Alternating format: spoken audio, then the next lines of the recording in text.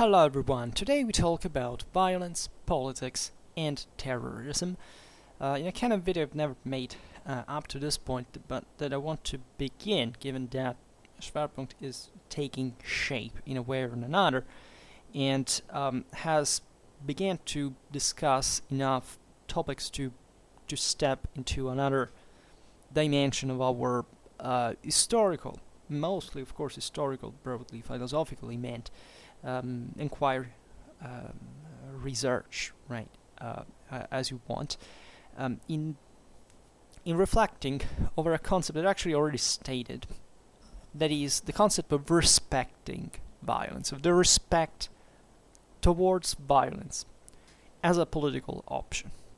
This is a difficult point to make, not because actually it's not clear in mind really what I want to say, but rather because only dialectically speaking, stating a word like this meets with a barrier, with a resistance that is something I criticized for a while here and there, relatively to the incapacity in our culture at certain levels only though, and this is important and interesting at the same time, to accept violence as an option, right? We will see today how, of course, even just the threat of violence, for example, is a crime, right? You can't threat in our society someone without consequences. It actually happens. It happens all the time. And here, however, this is a useful example because it already makes you realize, well, what's the boundary in many ways? Where's the discriminant between a threat of violence, which is violence in itself in many ways, right? We should also get acquainted to the concept and being very open politically speaking, right? Because this doesn't belong nor to left nor to right, but in the last years there's been a specific, there have been worldwide specific dynamics that, of course, have made just either the left or the right taking a bit the lead on discourse, hinting at the usefulness of violence, right? And I presume that naturally, for a channel that deals with military history mostly, my listeners are fundamentally, accepting the idea that violence is something we have to rationalize and to accept. Right? If anything, because it's not really avoidable, right? And violence is not just, as I was saying now, a matter of, physically harming someone, right? And you will say, this is the rhetoric of the left that says, the hate speech, all this stuff, you can't even speak anymore. Well, there is a part to that. That is violence in itself, and it is responding to violence in itself. And it's a very interesting point to make, actually, to explain better what we mean, right? Because there are certain balances that are inherently, or better, every balance is inherently conflictual. There are always two sides that are fundamentally struggling in our society to look for one side of the aisle or not. Is it useful to reason in dichotomic terms? That is to say, that there are two poles where I hate the term polarization, that the idea that there's just one area here and another, the opposite direction, that conflict with each other. But let's say the broader the scale becomes, and on most issues I presume it really is, right? We, sociologically speaking, we also studied this, demonstrating that it's somewhat normal actually to even isolate oneself in a perspective or the other. And this is what also we are constantly challenging as a mental attitude in Schwerpunkt, because it's very easy, it's very instinctual, as many things, right, as violence is, or at least violence in some forms, right? And it's not that a violence that is more instinctive, more direct, is more effective than one that is actually way more, way colder, more sophisticated. And this is the point that we will make here also, because the moral problem arises. Why are you employing violence in the first place, right? So we could say that history doesn't function like through laws. Like we don't know how things really have ever gone, historically speaking. I have an idea through this narrower form of history that we make in a professional way, let's say, in this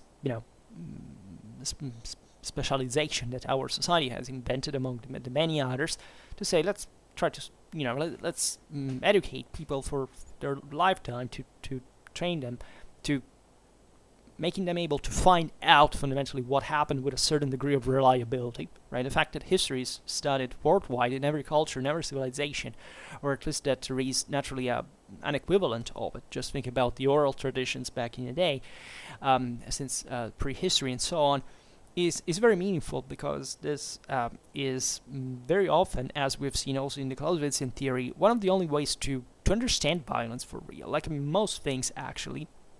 But when it comes to the exercise of violence, history is the best learning ground, right? That is to say, except direct experience, direct exposure to violence. This is also very important, right? There is a set of circumstances that are definitely dramatically superior, exactly because they are the most traumatic, the harshest, the heaviest that can occur to a person, that include violence. And violence can take many forms, right? And it's kind of interesting to see how, in fact, the political discourse has taken, or better, the current left and right have started embracing certain specific dichotomies.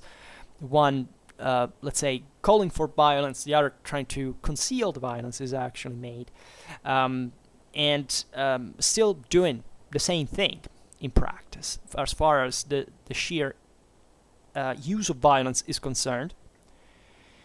And I would say that in many ways the latter is more sophisticated, right? It's not necessarily that it's the best political option. It really depends on the context, whatever, but there is always more sophistication. In fact, it's been working. Think about fake news, right? And how are fake news violent? Of course, every single action is violent, right? Here we don't have to descend even the scientificity of it, but even our, how our organisms are regulated is fundamentally true violence. Is it true responding to an external pressure that make us, lower our levels of tolerance, and we have to react hormonally with this, boost that calls for the same mechanism that calls for more extensive, more anthropologized violence, right? We all react violently to the environment, and everything we do is truly violent. Here, we're not trying to make it a legalistic point, because it would be ridiculous in many ways.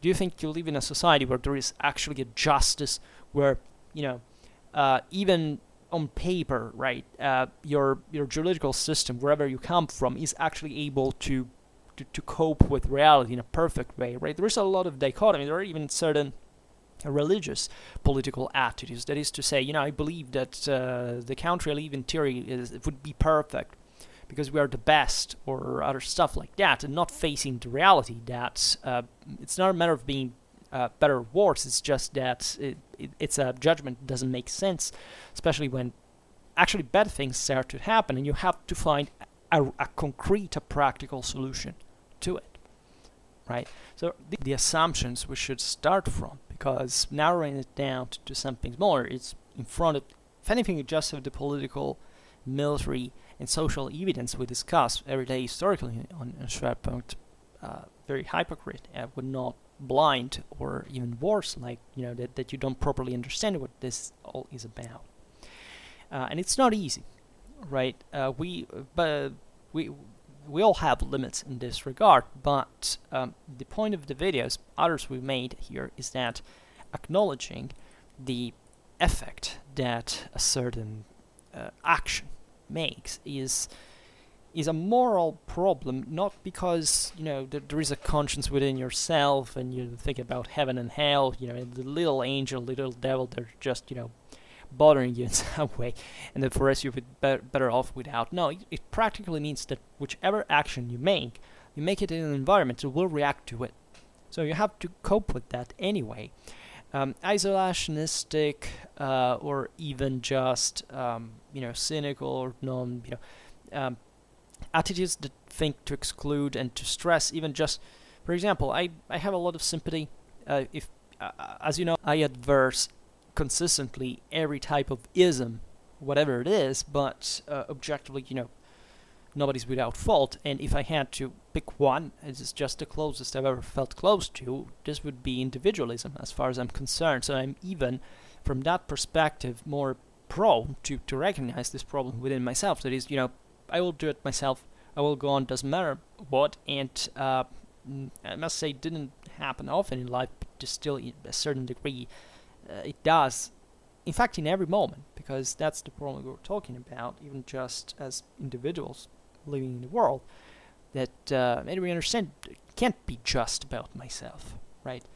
I can't just work alone. There is the world doesn't function like that, and even if I'm not surprisingly in this sense more shifted towards the conservative side of the aisle, I try to correct myself at least over the years. Essentially, in this perspective, is to say I shouldn't be reasoning dogmatically speaking, and I should try to essentially sort out whatever the hell this huge deal, this huge mess of the world I live in is about, and how I can cope effectively with it.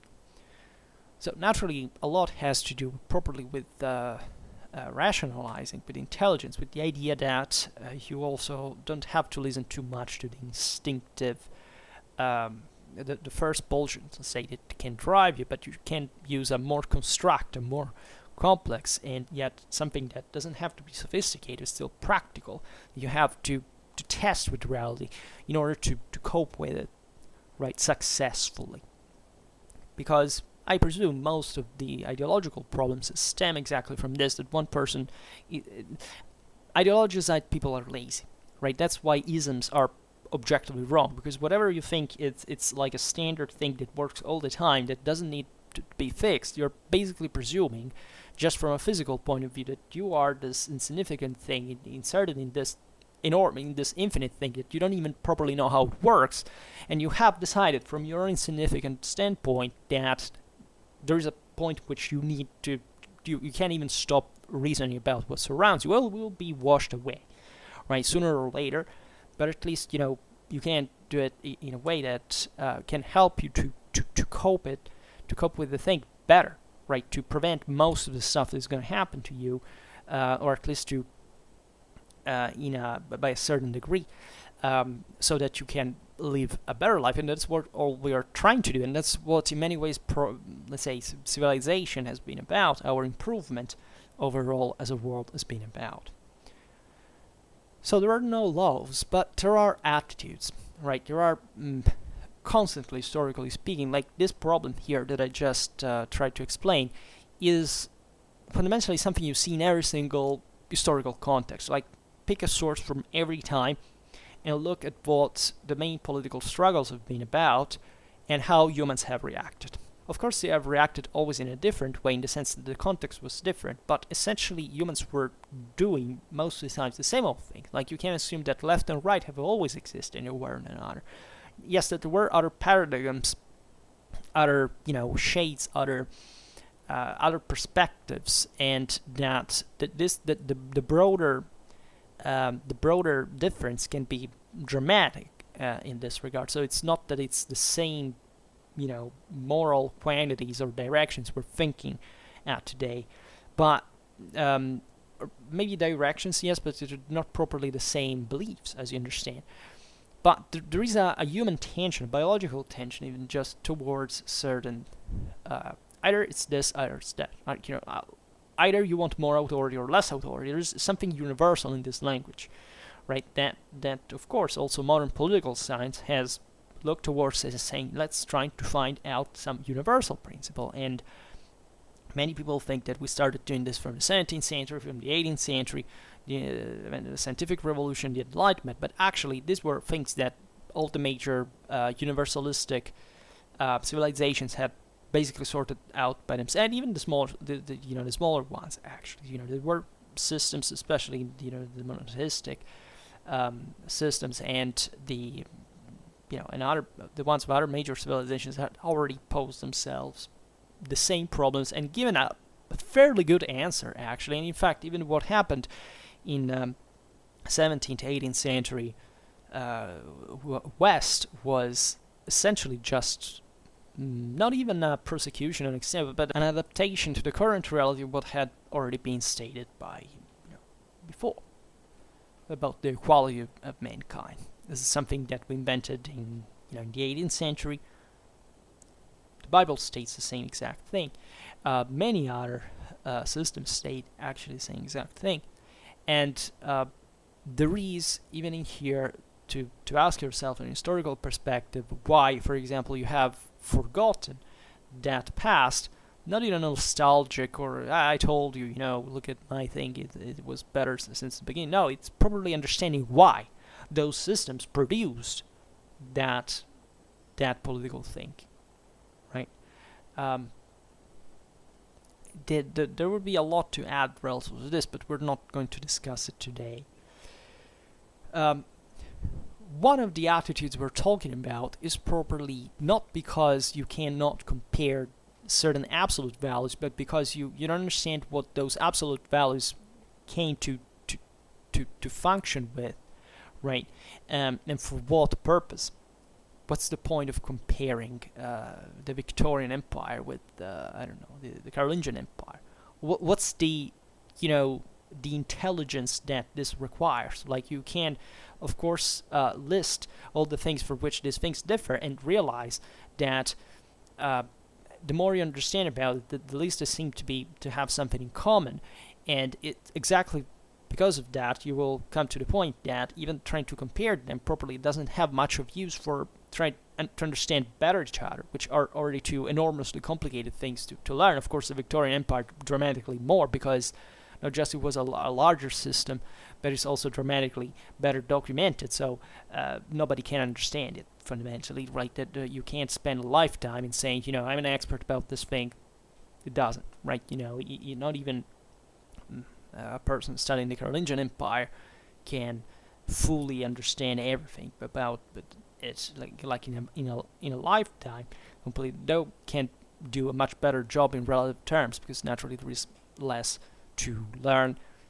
But what I meant to say at the beginning is that between, let's say, a statal form and a tribal form, there are certain qualitative differences that you cannot simply, disregard, right? Because maybe you like either one or the other, right? Just a priori, and you don't care about what the effect. Understanding that very difference often stands. Like in the political discourse today, I think this is very relevant, because even in the way we compare modern polities, the one with each other, very often you understand that at a mass level there is a very low awareness about what even the most elementary socioeconomical differences, leaving aside the political institutional ones, between major countries in the world concretely are, right? There is a lot of political winking at certain realities, both from left and right, just because people fundamentally are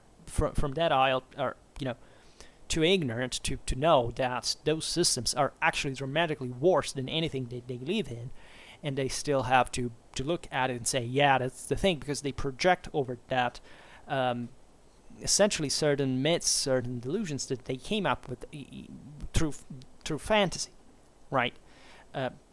If you have never concretely seen the squalor of a dictatorship, and you have grown in a place which there is a political agitator tells you that political reality is so beautiful and tells you just what he or she wants to tell you about it, so that you just know positive things about it, of course you're going to have a positive stereotype. Even worse if it's your parents, for example, that told you about that, and that they actually don't. Right, and as we often make the point in Schwerpunkt is, so I made the example of family to make you understand that this belief can even acquire kind of a more visceral and intimate, familiar, in fact, a deep conviction, right? And that's actually pretty evident. This can be based on every kind of belief in many ways. I believe this because my parents did. Yes, but have you ever questioned the thing on your own? Like, have you, critically and autonomously decided, putting yourself outside of that box, what that thing really is, right? And sometimes, in fact, I presume that even certain political beliefs are, actually most political beliefs, with exception of some that we'll try to explain today, thinking about terrorism, and even there a certain part of terrorism, that at least some of that we have faced more or less recently. We will not be specific about it, not specifically talking about ISIS or, fascist or communist terrorism during the Cold War, those things, we'll stay general. But properly, people tendency think to do something to improve the situation, right, from a political, social point of view. Then there are those extremists to say, no, the human race should extinguish itself and we should all die. Right? Who knows, maybe they're all right, but I personally disagree. And I see that even if, independently from what my opinion is, humans tend to want to not to kill, to destroy the human race, and they actually want to improve their living condition, and possibly also the one around the world. Like, think about, debates on, how even the environment, all this. I mean, there are very extreme positions sometimes, but none of them thinks, okay, let's pollute the whole world and let's all die, because I don't care, I prefer just to live at the moment, right? Maybe there is some extreme, position like that, but even in there, I don't think most people actually want to live in a polluted world, as much as I don't think that, people that disagree with statalism or welfare state are just people that would like all the people that are not successful to starve to death, right? I don't see that, and there are actually many other points, and from the other side, actually in the same way, right? Albeit, we should never underestimate what the human mind can come up with, because unfortunately, when I was younger, I thought, like, if formally you say that you're kind of a good person, that's all it matters. Then you start thinking, wait a second, but I still think it's something that may not actually be right. Is there something I can do to better myself at that point? And you realize that potentially every person, but not even potentially, like by de facto, every person owns pretty ugly and worrying and upsetting beliefs all the time. And we would just act as if we were, nice people out there, which is a good thing, actually. But the thought is still there. Like, it's not even.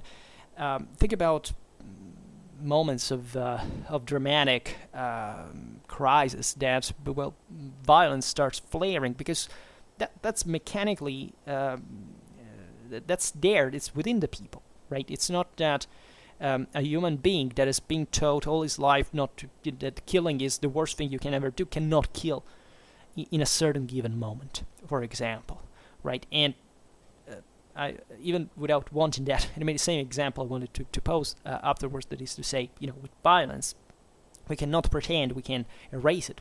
It's not a cultural thing. That's why I have actually a lot of problems, to euphemistically speaking, with culturalism, because culturalism is one of these, I consider it an extremistic current, or at least, a pretty grossly ignorant one that pretends that, if just a human being is re-educated, it will erase every kind of biological base that stood behind that, right? It sounds very much like A Clockwork Orange, that another movie that I love, by the way, that when I remember when my father made me watch it at some point when I was old enough, he told me, look, this talks about a future that may be that is not that distant, actually, and that speaks actually about things that already happen, and that is true objectively, like that we all even live in this hypocrisy that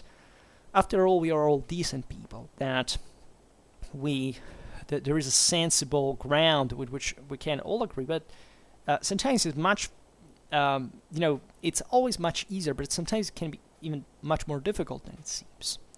and probably we're not even supposed to agree, because that's also something I began to believe over time, especially looking at history. There is always an orthodoxy and an heterodoxy. There is always a right and a left. There is always a moderate and an extremist, right? And the balances also are pretty similar. Like, even in the most violent totalitarianisms that ever lived, the extremistic side of it was, of course, permeating the whole thing, as long as the totalitarianism, the dictatorship, or even the authoritarian regime was there, as well as democracies, obviously in decreasing size, but still, this realities functioned in a human sense. That is to say, even, there are multiple examples I could make, but you would think I'm just making an apology or either, fascism or communism, so I will leave it there. But you understand that you can't throw away, for example, everything that a state has done during a period of this dictatorship just because it's a dictatorship. Of course, it was evil. There are enormous problems with properly the people that lived within it, right? That's also another thing that is regularly skipped.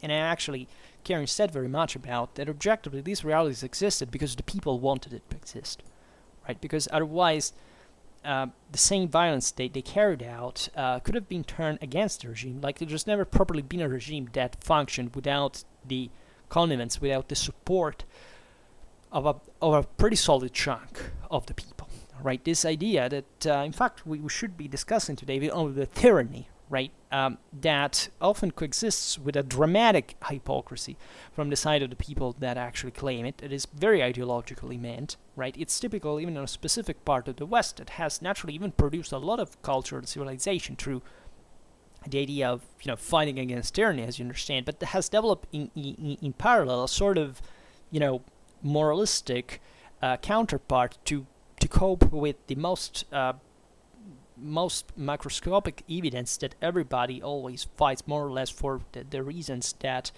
can be more or less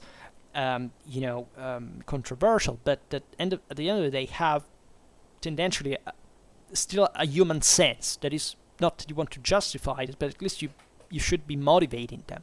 Like, you can't understand the endless series of radical violence that has always permeated basically all human history without, either trying to conceal it, as some people do.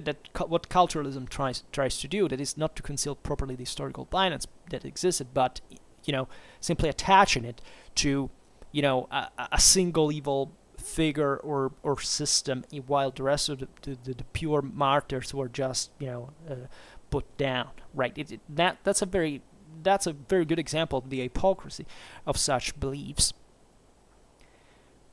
This is interesting because I'm even a great fan of things like the American Revolution, for example. That, however, I hope, like, I'm not an expert, but I often read in a very disenchanted way. Like, I presume to have understood what was behind that. And yes, that left us probably with the most beautiful constitution in the history of mankind, together probably with the one of Liechtenstein and Switzerland.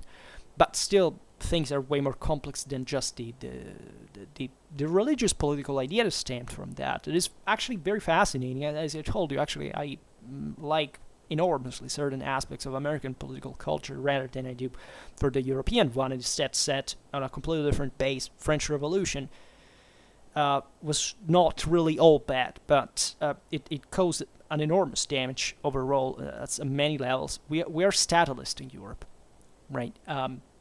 In many ways, right? There are certain parts that, of course, by tradition, were more, kind of a more federal asset in some ways. But the idea of this impending also, red or black extreme that you have to go with, we will live through it, right? The United States didn't know this, for example. And having lived under dictatorship is, for a country, even if you've not been there, but if it just happened 50 years before it was born, is a big deal, right? It's something that obviously informed all the political culture of your country, and it's a very important thing to understand. And here it's a good example to see how you can even motivate certain political standpoints without becoming dogmatic about them and trying to understand the historical process that is born behind it. Then whether this process was successful or not is also another matter, but it's studying violence that very often helps, right? As you know, war was defined as the ultima ratio regum. Louis XIV had this engraved on his cannons, right? The last resort of kings, right? Obviously, in a moralistic sense at the time, it was also quite hypocritical because, as you know, the France of Louis XIV, we've seen it recently particularly often, was just expanding as much as they could. The rest of Europe had coalesced to stop it. It was definitely not the last resort, but maybe the first one in some circumstances for him. But it came to naturally this phrase, this Latin phrase, comes naturally from a background, from a Pacific background that, generally speaking, I think most cultures really have. Right, the idea of peace as as a stage of not pacifism, but properly as the Pacific state, as what, for example, a state settles in.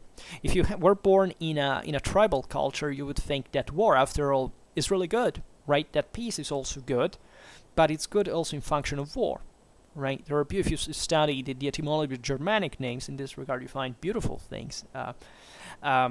How even the mentality of those peoples were. I'm referring to them because today I will make a video about the migration era, and incidentally how this tribalism, Germanic tribalism and Roman statalism, and eventually they're big words naturally as isms as well, but they kind of blended together during they were very shaded since the beginning in that sense, but into the Romano-Germanic early medieval Europe, right, in Western Europe at least. And so that you would automatically think, if you live in a state, that after all, true peace, that means, you can't go out there and make justice by yourself, which is essentially the same mindset in which we live, is widely accepted. Well, your ancestors, like from 1,000, 2,000 years ago, probably would have not agreed, right? And it's not that we should care about what our ancestors thought, because frankly, I don't see what's the point either, if not just by being aware of where we come from and also what we can find within us. But what I would like to make you understand was a step forward, right, in terms of properly of intellective, civil, moral growth in accepting the existence of a state, right? And there is a lot of controversial in it too, because people say, but passing towards something more civilized doesn't make you lose yourself some part of your freedom.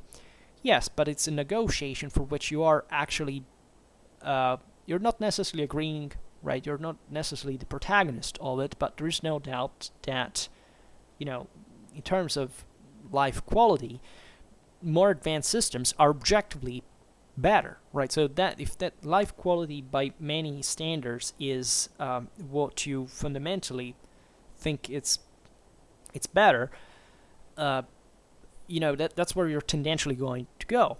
And some of you can come up with something like, what about colonialism? That was making some people living way better on the backs of many other people, and slavery in general. Think about the same ancient world. Well, yes, that's exactly the point, but how do you think colonialism actually ended, right? Because there was the realization at some point that it didn't work pretty well, and because there were others who were violently opposing to it.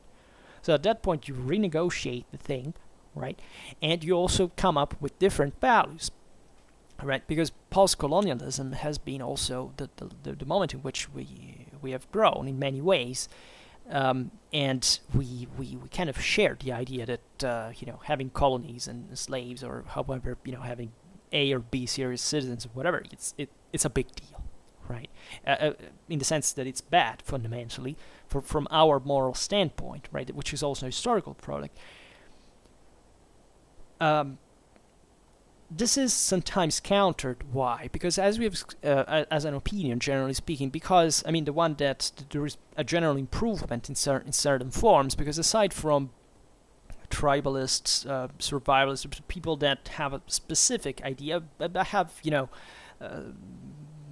now I can't spend enough time to digressing on things that keep living as a primitive in the most positive sense of the world is a good option, or rather than our current state. As I will not debate it, but I just disagree with that, telling you the truth. But because properly there is within us an instinctual relic, right? That it's not even a relic, actually. It's how we cope normally when we're not rational, we're not educated, we're not developed intellectually speaking, for which, of course, the most immediate and natural and friendly, let's say, human model is the one of the tribe, is the one of violence, is the one that says, I can't suffer you, and so I will just throw you a club in your head if you don't shut up and get it done, and so I will keep it like that. And the idea, that the concept behind it is that the more people come to do this, and I can still crush them without striking them in their head, is fine. Then the problem is that some tribes will come against you, will have to need the support of other people in that sense, so you have to negotiate at that point. You can't be that free anymore, and it will be even costing more.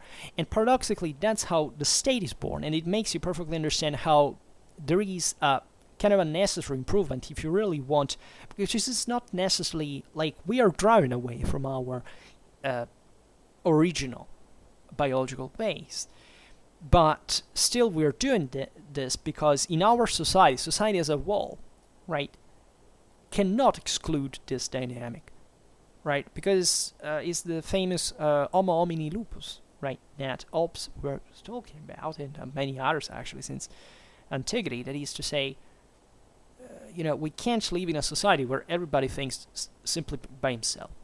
That would be anarchy, it would be chaos, people would kill each other. And if we actually organize ourselves into functional and meritocratic hierarchies, which is how fundamentally the world works, right? Maybe it's not meritocratic for what we could do and we aspire to, and it's a positive thing, and that's the same engine that pushes us to do better, but still the system is that one. Human societies cannot work by any stretch of the imagination without hierarchies, right?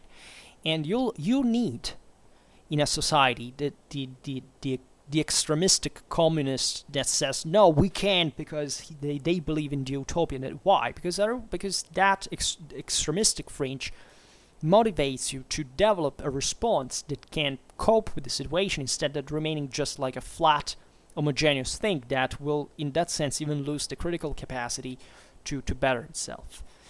And this can be very painful, because as I was saying before, we will talk about terrorism today as well. And terrorism is very often something that comes from those fringes and kills people and ruins entire existences, and it's something you would like to use actually an enormous amount of violence against, which generally do, right? And sometimes we even struggle, and this is the point I care very much about for this video, to decide how properly do, right? There is this, you may agree or not, but this is the point I'm making in this video, that it's kind of a primitive idea, for example, which if you commit a terrible crime, and when I use the adjective primitive, I'm just very neutral about it. I don't think the primitives are kind of by default stupid people at all, right? Here, it's about the collective context that matters. That is to say, I don't know, you commit a terrible crime, you lose all your civil rights, including human rights. Well, there are certain countries in which objectively this happens. These are countries that we bombed, for example, in order to stop them from conquering others and exterminating them and making genocides and so on. They were very often totalitarianisms, right? And the history of civil rights improved from the civilized assumption that even if someone commits a terrible crime, the concrete utility for a society, that is not to say an ideally utopistic one, but properly a pragmatic, even heartless, even cold. There may be actually no other reason but an economical one behind it, is that we discovered, scientifically speaking, that simply killing the person, for example, or torturing the person, or other losses in civil rights is fundamentally useless, or even it even damages the properly society as a whole. And you say why, and then there is the debate, and many people still today do not believe that. But there is a way to prove it. Like, there is a scientific evidence that is used to prove this point, and that's the base on which we should proceed. I don't want to talk specifically about this. Personally, I accept torture, for example, when you think about terrorism. I don't know, you capture a terrorist, there's a bomb that is going to explode somewhere, and it's going to kill people. So at that point, you say to the terrorist, like, either you tell me where the bomb is, or I start torturing you, because objectively the loss of that person being tortured, even killed, in order to extort the confession, is less important in potential than the lives of the people that may die in that terrorist attack that can be prevented. But for the rest, you say, why torturing a person exactly, right? And do not tell me that you have never imagined or wished to torture some, right? There is someone that really that annoys you terribly. People that are violent, vulgar, rude for no reason, without no intelligence, because I just stated violence. You see how I fall myself into the trap.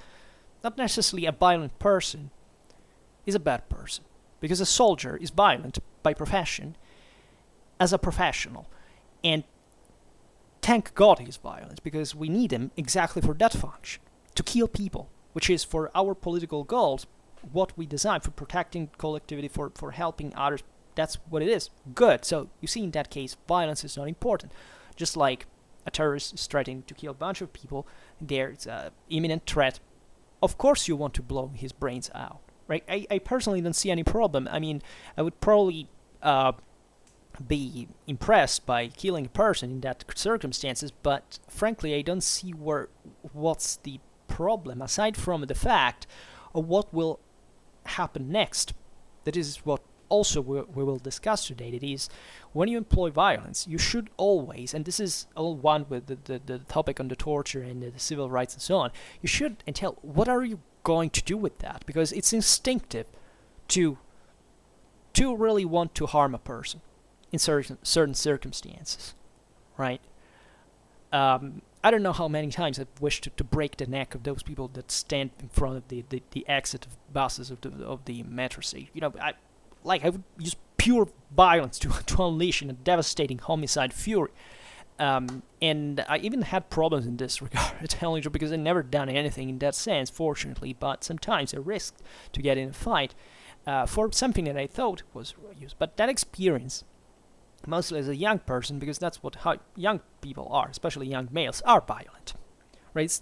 That's not cultural, right? Do not listen to people who say, it's not because of the culture. Young male are violent, and I'll tell you more, that the peak of male creativity is associated to the peak of male crime. So what are you going to do about that, right? What is that you want to flaunt? It's obvious that you have to negotiate the thing. It's obvious that you cannot eradicate violence without eradicating civilization, in a way, right? The same goes for women in different ways. I mean, if you read this is anthropologically recognized by so many cultures, right? It's in the Bible. That's an episode that I like to quote often. But the one of Cain and Abel, right? When Cain kills his brother, and that's an incredibly civilized passage, right? Because he's a bastard, right? He kills his brother because he was jealous of him. There is all the beautiful anthropological thing of the shepherd, the semi-nomadic versus the sedentary population. That's all the historical reminiscences of the Bible that are, however, very important as well to understand, paradoxically, our own society still, where nobody is a nomad or nobody is necessarily an agricultural, at least in those times, ways. God doesn't properly punish him. Like, the thing is, you have killed your brother, and and Cain realizes after having done this horrible thing that he has to get away, like he has to get along with that. Like he is going to leave with this sense that with this crime that will weigh on him, right? This is all product of the original sin, but it concretizes itself beautifully in the anthropological thing, because what does Cain do when he's sent away by God? He goes out there in the world. Like, he's not properly punished. He goes out there in the world and he starts building. He becomes a craftsman. This is very much like the myth of Prometheus in many ways, like in the Hellenic mythology. He starts the what humans achieve by civilization, discovering fire, discovering crafts, building cities, is connected to having, in a way, raped, destroyed, crushed the inner natural purity of that without human mind would remain unaltered. Right? This is the cross, the sin, to bear properly that so many cultures, including the Judeo-Christian one, have properly and very precisely from a scientific point of view that outlined in these stories relatively to what humans objectively think about themselves in the society they live in. I think in no society humans ever said, this is how, like, properly, this is a just place. There's never been a golden age, right? The golden age, also in the mythology, is properly like the earthly paradise. It's a non-place. It's a place that was used to explain the paradox of the beginning, of the absolute extreme, of the spring of the source. But all we are is far beyond that, and that's just a unit of measurement. So I don't even remember why I was saying this, but this is also to make you reflect about who is that actually employs violence, because we've seen that hierarchies usually do, that the kings, like the Ultima Ratio Regum says, do. But historically speaking, we perfectly know, especially from the histories of the last 3 centuries, but not only, that the middle classes do, the bourgeois revolutions of the 18th century, that's it. Also the plebeians do. And in that sense, we can look at so many previous examples as well, right?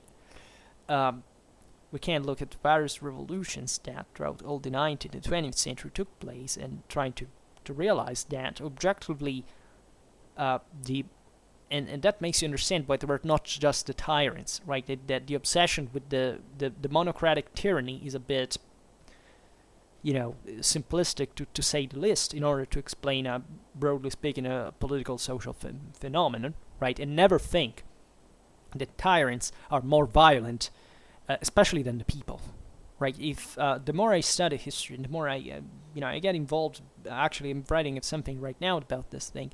But if there is, and we'll explain why that a violent branch of the population regularly, the most ferocious and probably evil and sadistic, is the people.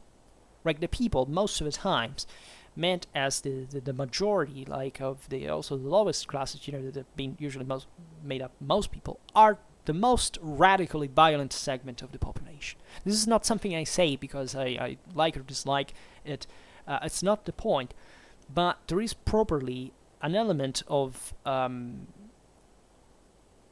irresponsibility in it, right? That kings, historically speaking, have always known pretty damn well what violence is and how to employ it in an intelligent way. Because they are the vertex of society. They are the ones that managed the most difficult things and know what it takes to do it. The people do not know, most of the times, actually anything about what the world is about. They just know their tiny reality. They think they're entitled because of it to pretend that they're somewhat special for some reason, and they don't have properly an education. Like, their minds are not properly educated to understand what they need to do. the masses are renowningly the most easy to influence with irrationality. With demagogy is fundamentally born in this sense, and I presume, looking at history, that in fact most of the successful revolutions were actually guided by already pretty verticized structures in many ways, or at least were won in the end by verticized structures, right? Utopias, as soon as someone takes power in order to enforce them, simply are abandoned because there is no way to make the world work through them. Look at the history of the Soviet Union. Look at the history of Maoist China. I mean, it's that simple, right? You can't even enforce some of the most ridiculous things. Like, in the first years of the 20s, the Soviets killed properly, not even, just subject population, but properly more Russians than the entire World War I under the Tsars had done. Starving to death because they didn't even know how to enforce, because they wanted to enforce pure communism, right? And that was also obliged Stalin basically to fall back on Trotsky's thought was about privatizing at least the major industries and banks and so on, because otherwise you can't make it work. Ask to Maoist China what the Great Leap Forward has been, which has been, I think, consistently, possibly the most, the broader political maneuver that has killed more people in absolute terms in the history of mankind, trying to enforce, Chinese villagers that lived still in kind of medieval conditions to build ovens to produce iron stuff for, a country that had to become industrial, and it started dying. They were imposed that. It's starving to death in the range of the tens of millions, because of course the system had, without spin-off, they had no way could remotely possibly work, right? But you see that even that's a pretty stupid thing to do if you think about it. And it comes through incompetence and so on, but those lessons taught something to it, because after all, Maoist China built something in the end. The Soviet Union also built something in the end, right? You can't say that, at the end of the Soviet Union, the Russians lived, or even the subject peoples for that matter, because it was still a Russian empire, let's be honest about it, lived worse than in 1917. Of course, by the early 90s, they lived better, right? So, of course, something is accomplished, and that's also about what I was saying before, that, yeah, you can still live in a disgusting totalitarianism, but there can be some improvement at some point as well, right? You can't throw away, nationalist socialist architecture, or Italian fascist archaeology, because some of the greatest feats in Western Europe at the time were achieved under these horrible regimes.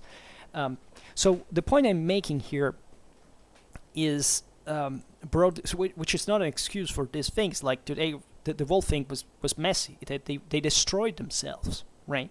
Because there was even in there something that didn't work. But individually speaking, of course, there was even something that worked better. Today we arrived to the point, it is very risky, that is to say, let's, unplug everything about not about our appreciation, about a specific regime, whatever it is, but to erase the historical memory of it, which is the best way to actually make people dumb and easily influenced, because properly they don't know what they're talking about. They don't have any parameter to measure their ideas, their moral values, right? And that's what totalitarianisms did as well.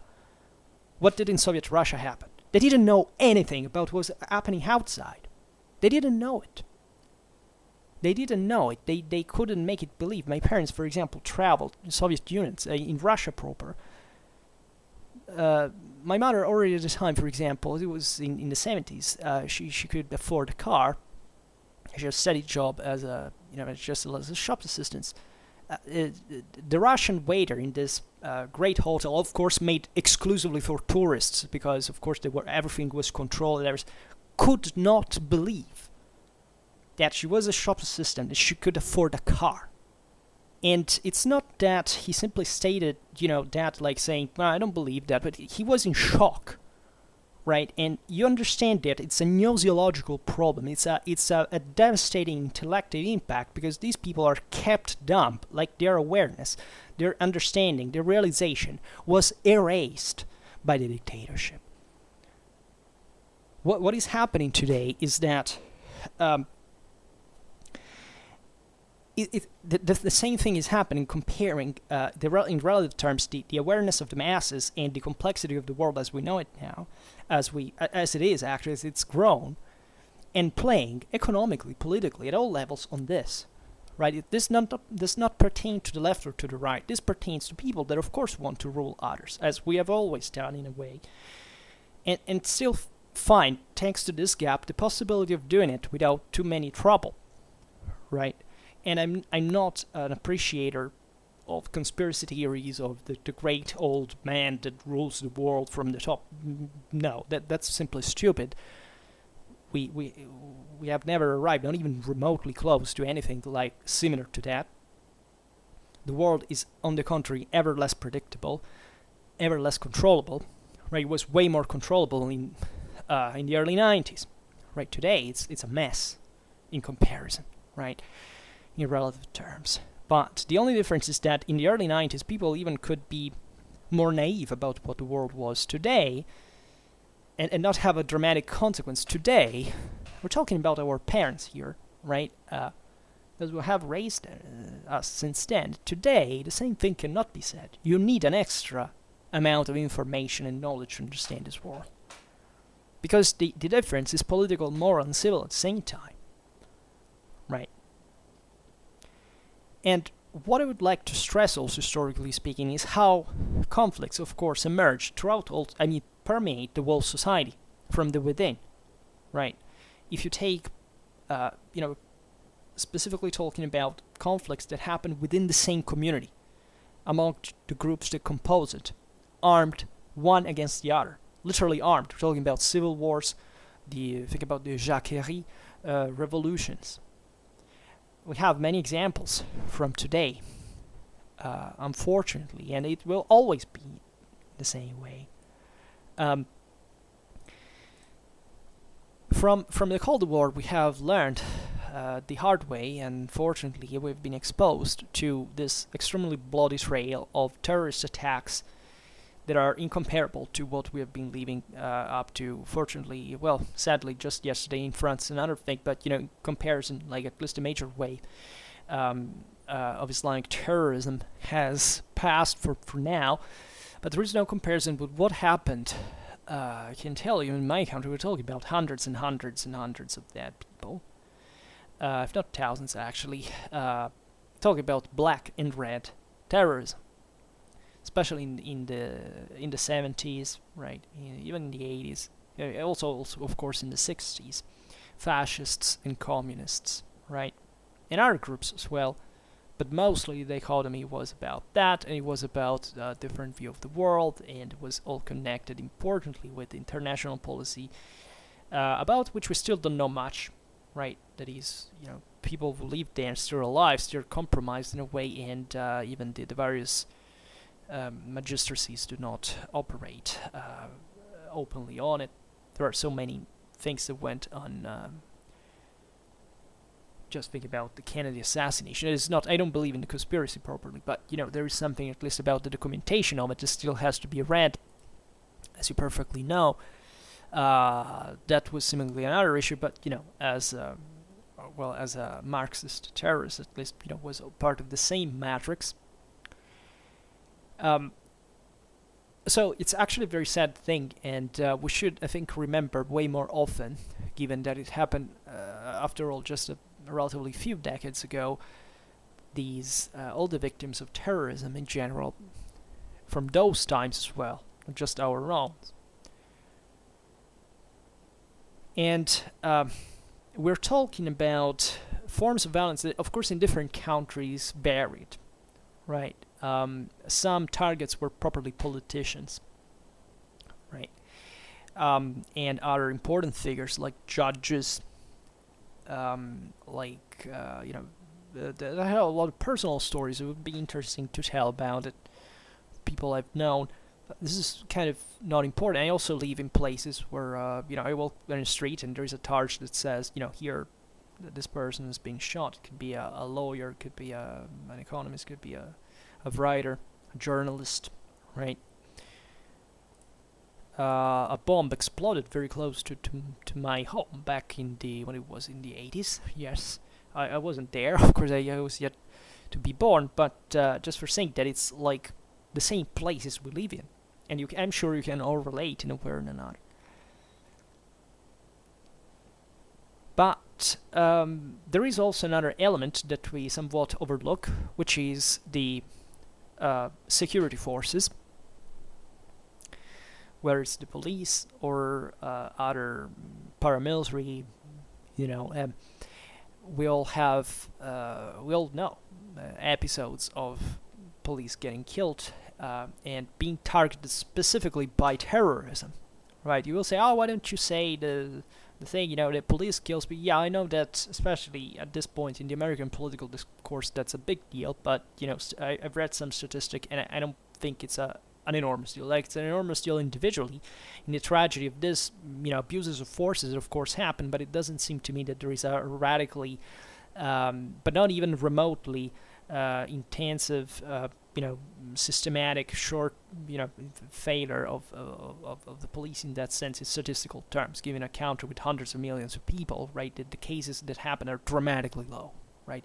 They are actually higher in proportion than, say, my country, so it's actually a big deal if you want to make the thing in respective terms. But here we are talking about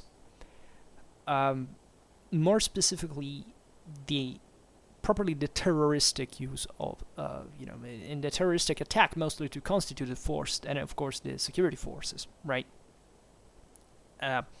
So the point I want to make is that, at least in my country, there are different types of terrorism, as we were saying. In my country, I can say easily that terrorism didn't obtain any political goal, because the state objectively responded well, complexively.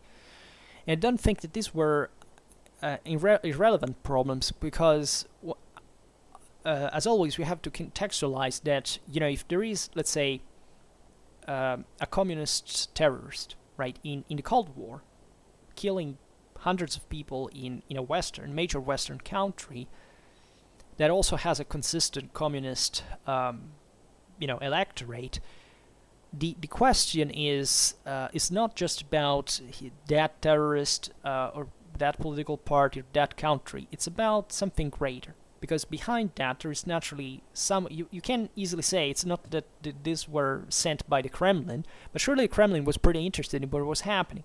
There was a much broader political realization here in the conflict between the two blocs. There was something overwhelmingly superior that could make a leverage on these events as well, right?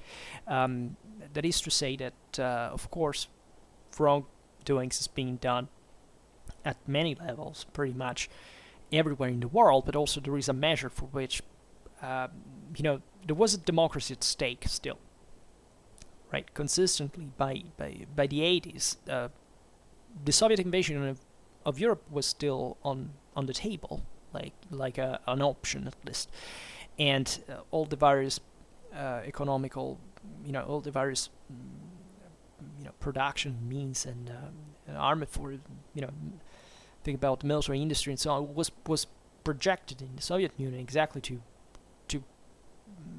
cope also with the crisis of the West. Think about the oil crisis in the West, or there were times in which in the 80s were pretty tough, right? The West was still vulnerable, and we perfectly know what also the plan of invasion was about, right? We have still to have something coming out of secrecy, but Poland revealed, interestingly enough, a lot of these plans, right?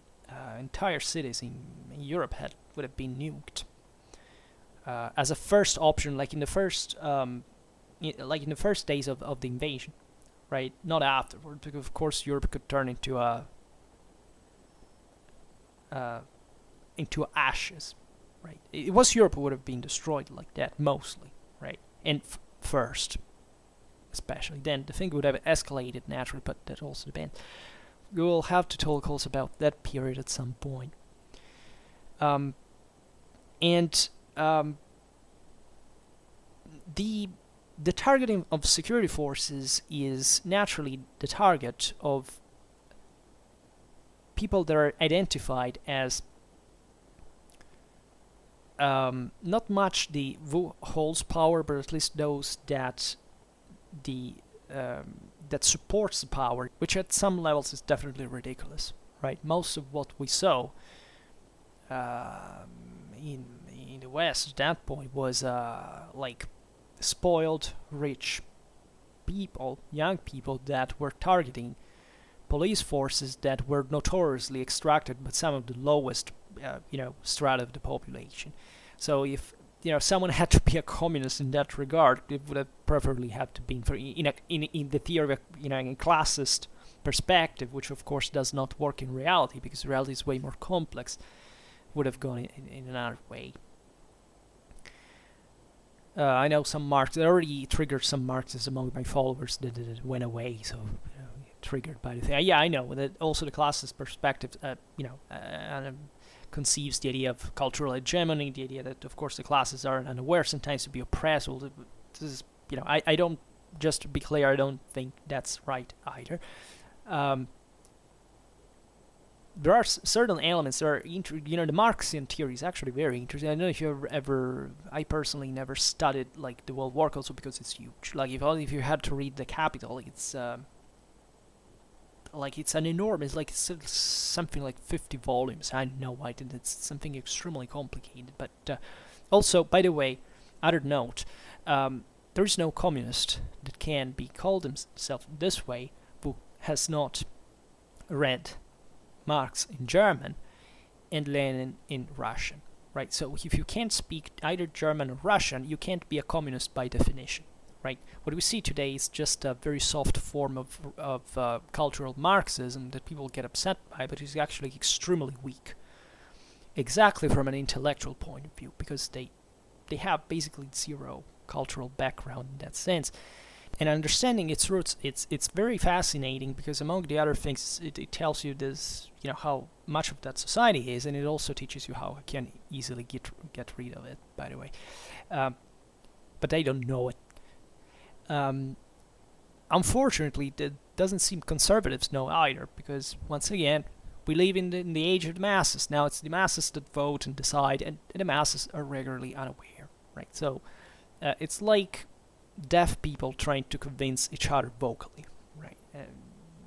No wonder they pass to violence because there's not much else to do at certain levels. But the point I was making is targeting the police is probably one of the single most stupid things you can do, right? Especially in certain specific contexts, as we have seen in the West, right? Targeting, terroristically speaking, right?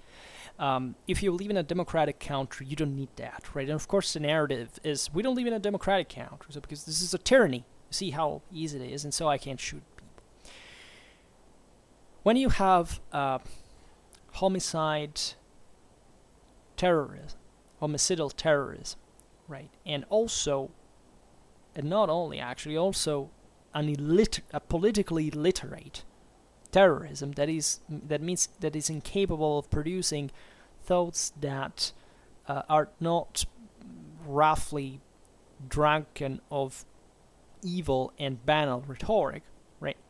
Then you have a violence that has been useless, right? It's not that these people have died because there's been a great social process behind it, like there could be behind, I don't know, the French Revolution, right? I know that, as I told you, like if I'm slightly from the conservative side of the aisle, it's because I slightly, dislike the French Revolution. But even in there, you cannot hide the objective and pretty harsh and century last, secular oppression. There was nothing to do with that. Those people were oppressed. And if you look at about the crimes of French Revolution, that especially from a cultural point of view were obscene.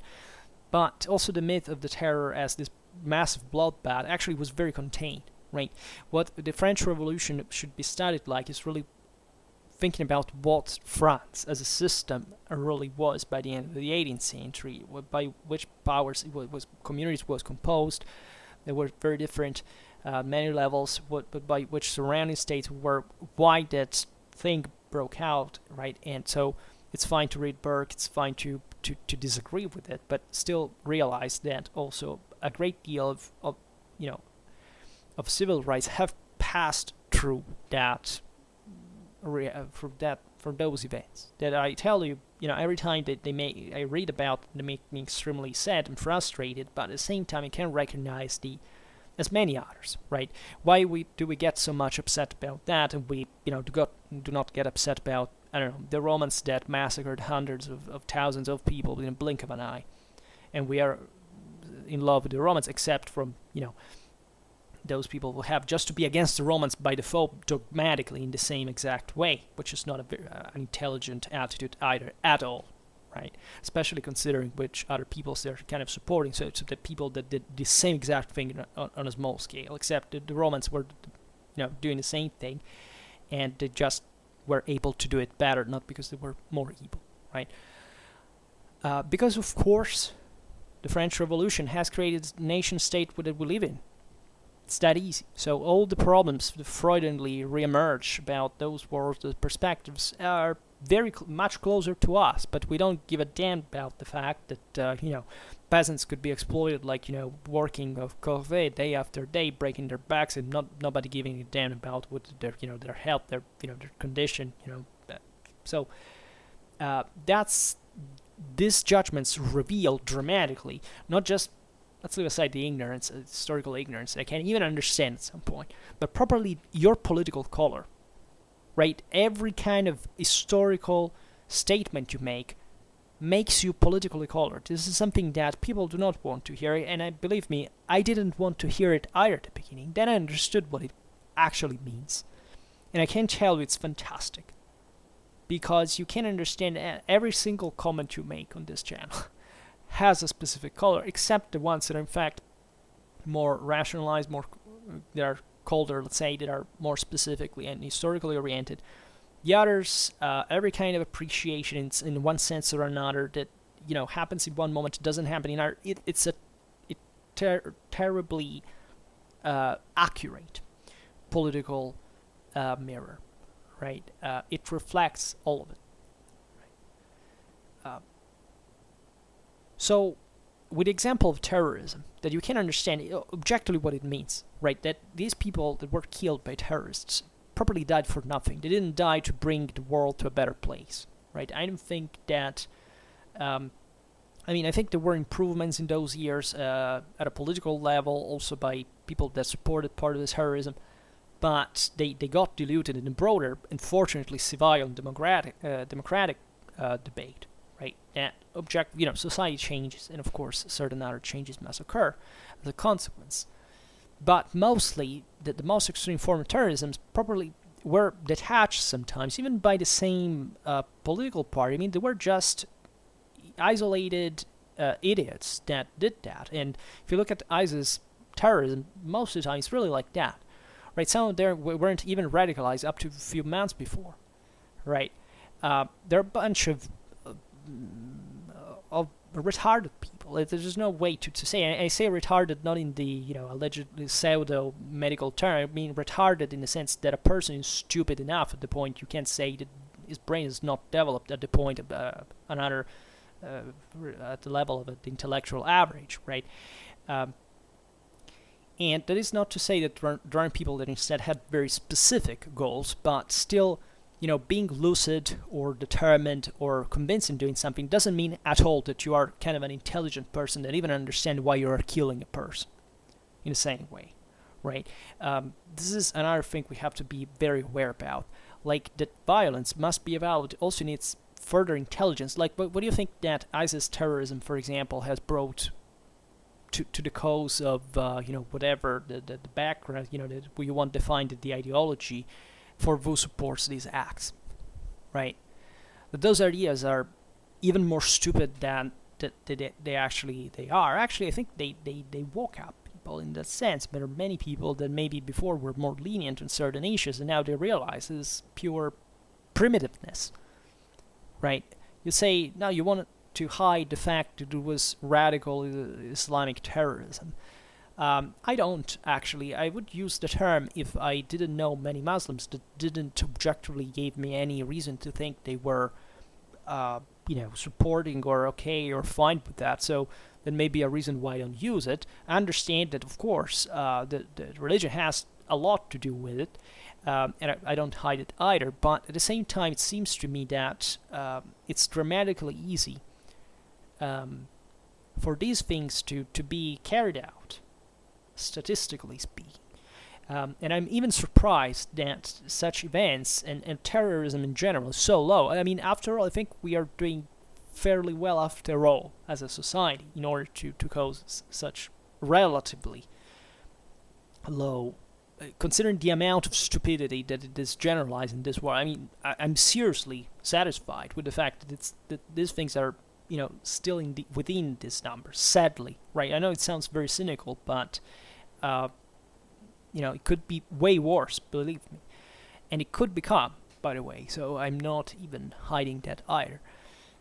The problem I wanted to pose to you here, aside from, recent or more distant terrorism, because terrorism, by the way, has always existed, right? It's kind of ridiculous how people believe that we live in a world where there is new stuff, but part of this dialectics that, now the world is so more complex, right? The Western way of war must change because now it's all fluidified, it's not like before. No, it's exactly like it's always been, right? Including terrorism, fake news, every kind of political, have you ever studied, the history of the 19th century? Like, want to study terrorism, do you want to study, the age of revolutions, what's actually been across all over Europe, right? And, sometimes I make videos in here where people, are presented with topics that sometimes I never heard. I mean, these are things I studied in school, right? It's not even about my own country. Have you ever studied the Polish uprisings? Right. There's a terribly fascinating history, extremely violent, extremely brutal, that makes you show that there is, very few of human nature you can actually save. Have you ever studied, I don't know, there's plenty of this stuff. 1848, 1820, 21. Just imagine now there was kind of a, Marxist revolution, almost knocking out the major powers out here. And you worry about today's terrorism, right? You see, nothing is new. And if you're surprised by this, it's because, seriously, there is something wrong in your education. And I can't tell it to you because I presume I have such high standards, because these are standards that, once again, for living in 2020, you should have. I can understand if you're born 100 years ago, or 80 years ago, or even 60 years ago, but if you're 20, you cannot fail but to know these things or to pose yourself ethical problems in this matter, right? Because if all you've done in your life is just playing video games and sticking, to a damn smartphone with all the day long, you're not a useful person, objectively. From a civil point of view, there is an enormous burden that you pose to society. And the problem is really you, it's not society. This is another narrative that we think now, society is wrong. What are you properly doing for improving society? Have you ever wondered that? I mean, did this think that everything is owed, just because a person breathes is owed something from the other? Nobody's owed anything in this earth. We have a pretty short, fragile, miserable life, if we are lucky, right?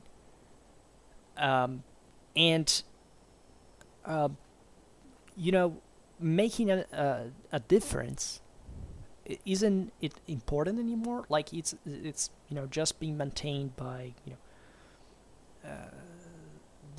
this now generalized wealth that will somewhat also end, because there are people that are at least are going to do way more work than you do, and the only way at some point that you can counter their power is starting to complain about the fact that you don't have enough money because you have not worked enough, or even maybe where you can't work, you can't earn enough, still you have not developed, in fact, a political culture, a historical education, and you don't know what you can do, but maybe just being the next terrorist that will go shooting at the police, Because this is how it really happens, believe, right?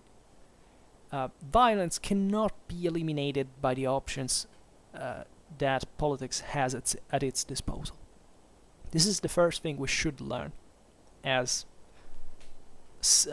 human beings, right? Because society exists, right? Even if we lived in among hunter-gatherers, that's still in the same way, right? And the debate, in many ways, to this point,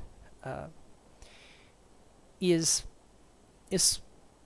idling. So you will not believe it, but from the 12th century, from the time of John of Salisbury, that basically theorized the licity of the overthrow of the tyrant when this would have impiously betrayed the same divine origin of his own authority, right? Let's leave aside the secularization of thought, but there is properly a religion of state that has somewhat substituted it, and it's normal. It would be something if we didn't live in satellite society, it would be the same. This has always been a belief that gravitates around this broader common business, in which we all are. Because this has nothing to do with properly the origin of the authority, but the important thing, what John of Salisbury wrote, is that the tyrant can be overthrown, can be killed properly, and obviously with violence, right? As it happens, by the way, in times that are not very far from us, right? How many examples can we quote? I will spare you that, but where's the last dictators being killed? You remember, right? It's pretty recent. So it's up to the single people's judgment to determine if a tyrant exists. That's why your opinion is important. You see, if you point finger towards whichever side of the aisle you don't like and say that's tyranny, you're not doing a good service to yourself, right? And consequently to society, even if you don't care anything about society, which is normally what happens here, because there is a dramatic shortage of political and civil education in it. But the thing is going to backfire on you, right? Young people tend to be extremist, as we were saying before. Then eventually they start, becoming more moderate when they become mature, because they properly rational, and they become more aware about the weight of their statements. Of course, what you think 10 years ago would seem too stupid to say now, right? There is yet another point, that is to say, you call someone a tyrant. Right here, there is a detachment between the words and their meanings that is also taking place, unfortunately, from in our vocabulary, from a linguistical point of view.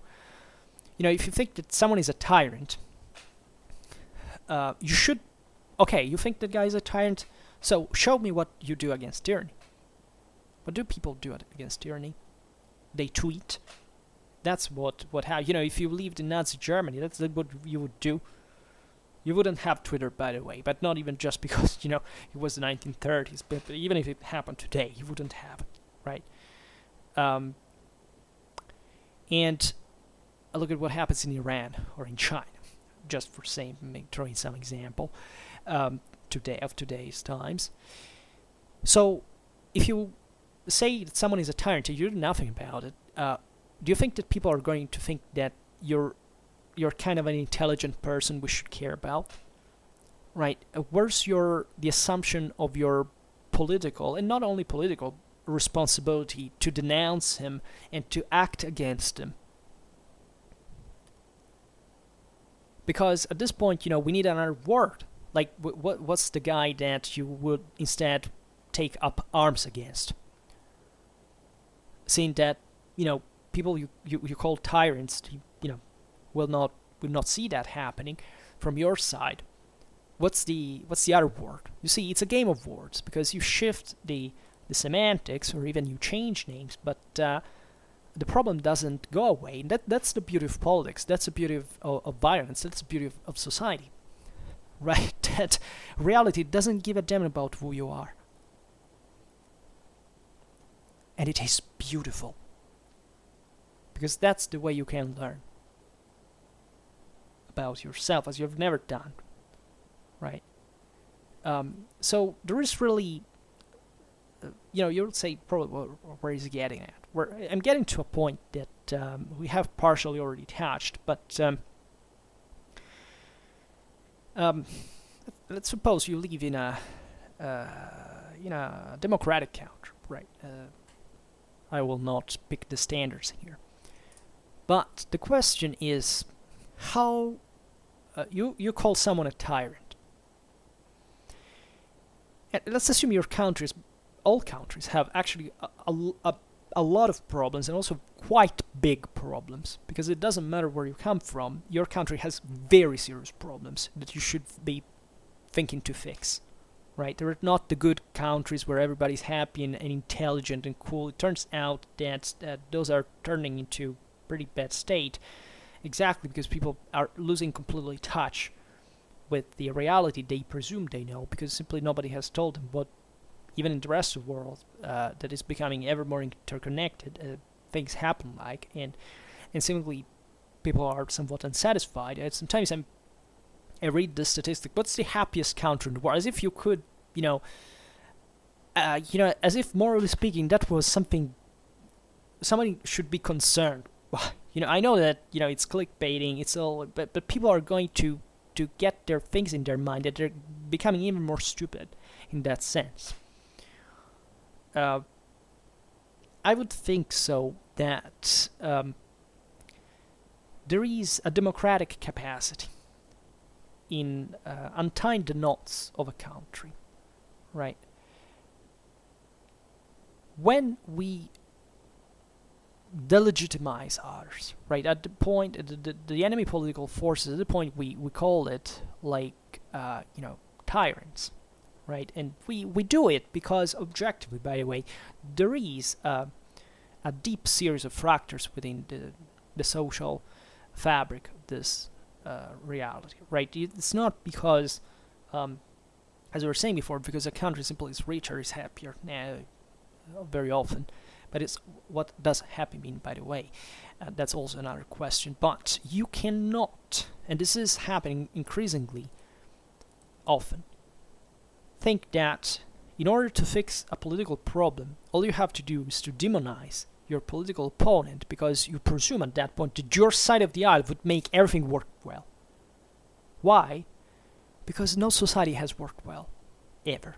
Right, we have improved, we've gotten worse, and of course you can't think that your side would do better. But the proof of that statement, of this claim, is automatically discarded as a method, as a democratic method, in the moment to which you don't even try to prove it anymore. That is to say, you don't prove that your political side has the guts, the morale, right, the force to prove itself wrong, right? Once again, now you'll think I'm a hopeless conservative, but I'm extremely concerned actually about conservatism, but because while in the left, I've seen some, I highly disagree with most of what the left is seeing, and I like liberals as much as I like conservatives, like in the sense that, of course, I dislike the left as I dislike alt-righters fundamentally. What I see in the leftist demands that, as we've seen, permeate also partly the liberals, and as the alt-righters claim, permeate also partly the conservatives, that objectively there's been something that may not be new from a strictly ideological point of view, but that objectively has gone to touch certain specific issue of our world, right? I'm not saying they did it in the right way. I think they're doing a terrible job. But sometimes even a terrible job is enough actually to do something about the thing.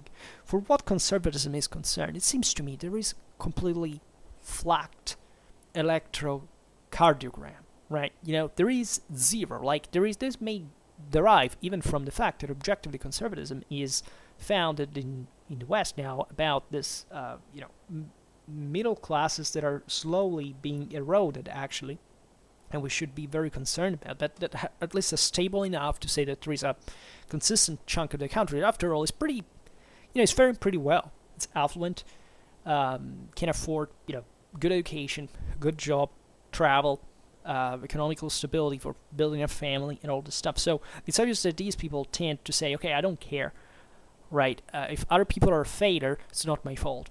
This is not a very wise attitude, generally speaking, because it starts from the declaration that fundamentally you don't care about your political and social reality. It is not to say you should grant something to the opposite side if you don't want, but you should realize that if these people from the other side exist and they're telling you something, it's your interest to address them. Right, it's your interest to prove that what you do is not shutting your ears and eyes and just rising yourself to the top of who knows what, because most of all of this, once again, is happening within now masses that are fundamentally homogeneous and are homogeneously ignorant. You can't say that what the left is doing now is happening because it's fundamentally ignorant, right? There is no proper display of education, of scientific culture, of intelligence, in my opinion, in something that would be considered satisfactory just by an academic standard, right? Do you think that the other side is good? Like, there is an inherent good among people just, living their life and not caring about the rest? Because that sounds pretty much, in other contexts, just like that instinctual anarchy that, it's about the guy throwing the club on someone's head, even if not literally doing it, but saying, until I can't do this, I'm living fine. I don't have to think about the future, the winter, right? I don't have to build certain antibodies that for problems that surely, and we know it historically, will come and will keep coming, and that instead you don't give a damn about.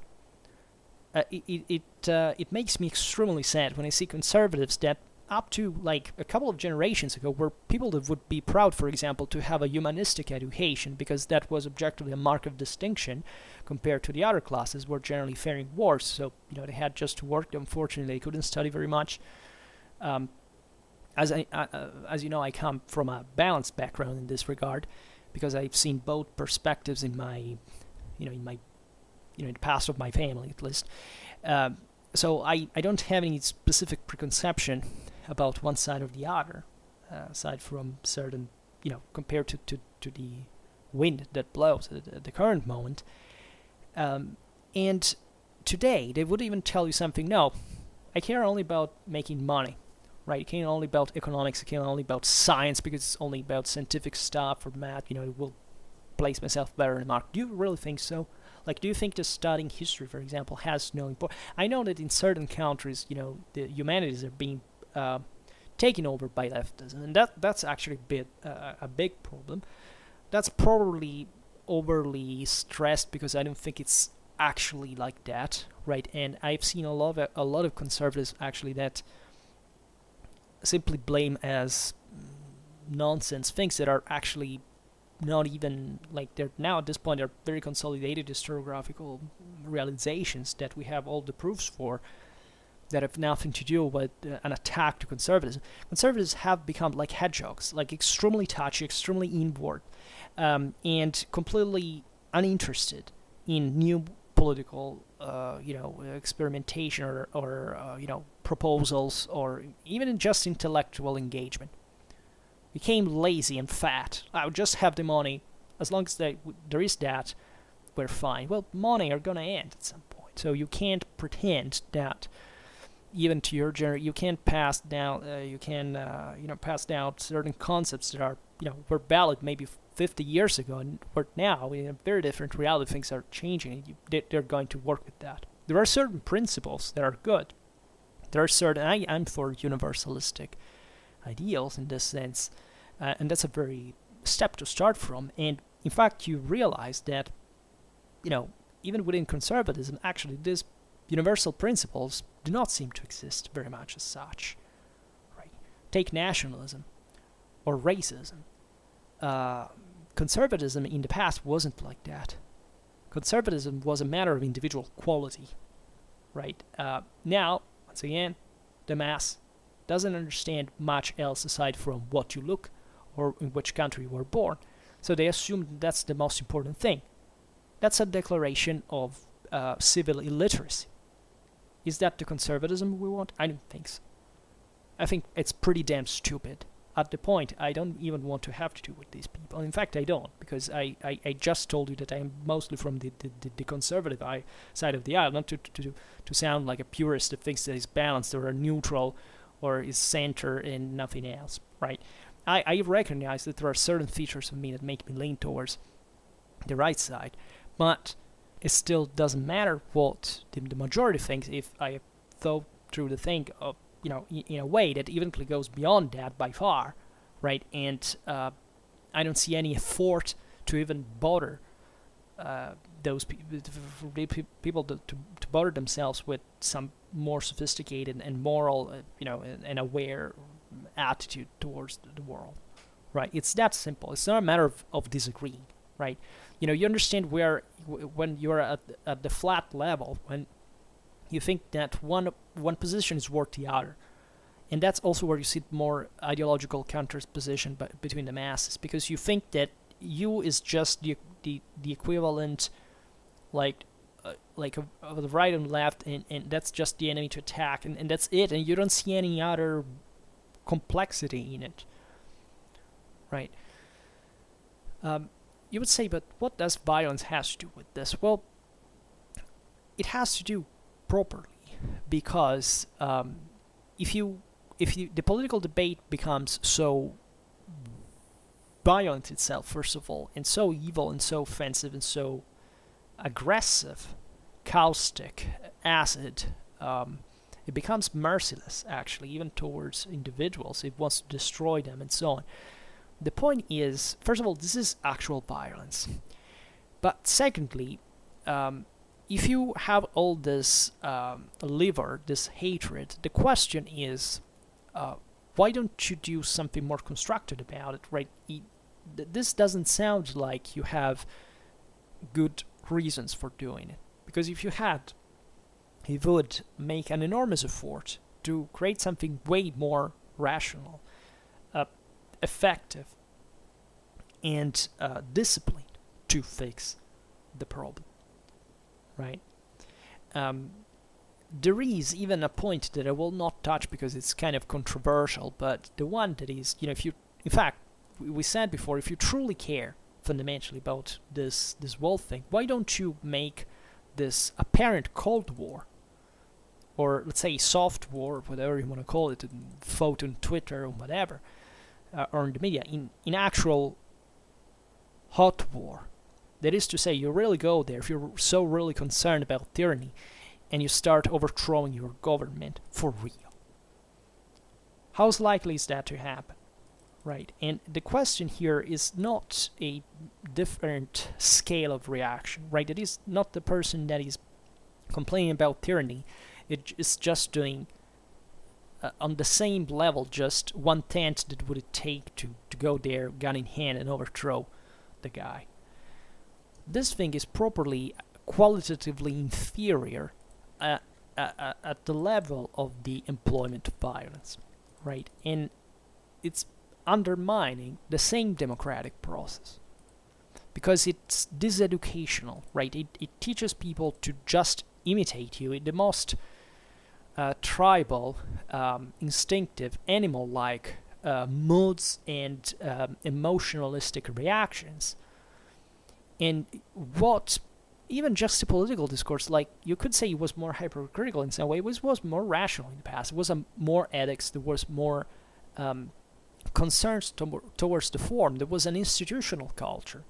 The idea that you actually respect it, and don't think that I'm talking just in terms of, in favor of the tyrant. I think that there are things that need to be seriously fixed. I think where in my country it happened, for example, institutional policy, culture has dramatically declined. I see it in major countries of the West. It's happening in the same way. And this process is inflating itself, right? That this I don't know if it's a broader socio-economical, demographic, and anographic reason for which now, as we were saying before, of course, these are all the the moments of, where the boomers have established, so people that up to the generation before were down didn't have much of a saying, right? And it eventually came to have a weight in society, so that these masses are, broadly speaking, uneducated to cope with the proper political and civil culture that before was managed just by a narrower elite. I really, this is generally speaking the explanation that I do give to it, right? And we are son of boomers, and we are bred in that, as I was saying at the beginning of the video, in that ideology that tells us, since our parents told us, it must be true. Where do you think all this populism comes from, for example? It obviously comes from a reality that was that low people before, right? It was the people broadly meant, in the sense that all the people were fundamentally poor and kind of, animated by certain specific beliefs and perceptions and experiences, like, and past, of course, as well, right? And this whole story could be all told in a very dark fashion, from the top to bottom of society. We're all accomplice, like we are all supporting. We have all produced this, right? And the aura of a puritanic sancthood for no specific merit is exactly the proof of this, that this is spreading far and wide, right? This is, in some ways, that cultural hegemony we were talking about before, because objectively, what is funny of these, movements and so on, is that they don't realize they're exactly, reasoning with the same mental categories of the systems that they're criticizing, of the hierarchies they're criticizing, right? Because in different countries we protest in different ways, because we got to learn the political language from different sources. So it's kind of ridiculous, and that reveals how much lack of universalism there is, right? There are also democratic shows in some ways. I've seen something positive, even, for example, in the United States, in these movements. It's not naturally all violence and irrational. There is something to it. There are certain ways of expressing themselves, certain concerns that have been arise. You can debate them. You can maybe disagree with the general thing.